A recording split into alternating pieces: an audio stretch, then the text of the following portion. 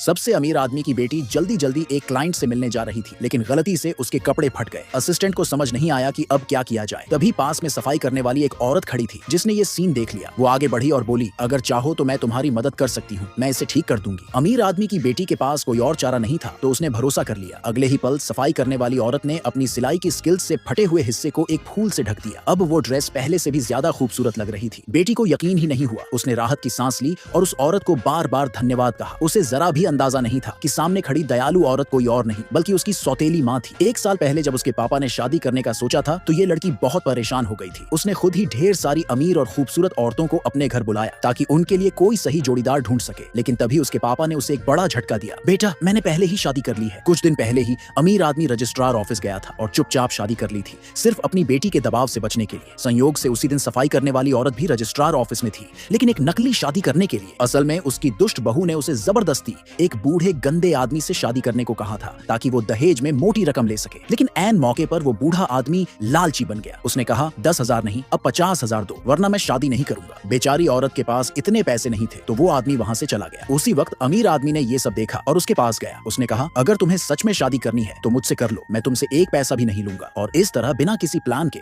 दोनों ने registrar office में जाकर शादी कर ली। शादी के बाद अमीर आदमी ने उस औरत को एक $5 मिलियन की पटेक फिलिप घड़ी तोहफे में दी। लेकिन उस औरत को नहीं पता था कि उसका पति असल में कोई आम आदमी नहीं बल्कि शहर का सबसे अमीर आदमी था। उसने बस घड़ी देखकर इतना सोचा, ये घड़ी इतनी महंगी क्यों है। शादी के बाद जब वो घर लौटी तो उसने अपना मैरिज सर्टिफिकेट अपनी बहू को दिखाया। बहू गुस्से से भड़क गई, तुमने ये इतनी बड़ी बात बिना हमसे पूछे कैसे कर ली। लेकिन सास पहले से तैयार थी। उसने एक मोटी गड्डी निकालकर बहू के हाथ में रख दी और कहा, मैंने पुराना घर बेच दिया, ये पैसे तुम्हारे बेटे के दूध के लिए हैं। अब से मैं अपनी जिंदगी खुद जीऊंगी, तुम लोगों को कोई तकलीफ नहीं दूंगी। फिर वो चुपचाप वहां से चली गई। उधर अमीर आदमी विदेश जाने की तैयारी कर रहा था। जाने से पहले उसने अपनी नई पत्नी को मैसेज किया और मिलने को कहा। लेकिन जैसे ही औरत निकलने की तैयारी कर रही थी, एक हादसा हो गया। उसने मैसेज का जवाब नहीं दिया तो असिस्टेंट ने अमीर आदमी से कह दिया, शायद वो अब आपके साथ नहीं रहना चाहती। ये सुनकर अमीर आदमी को लगा कि औरत ने उसे ठुकरा दिया है।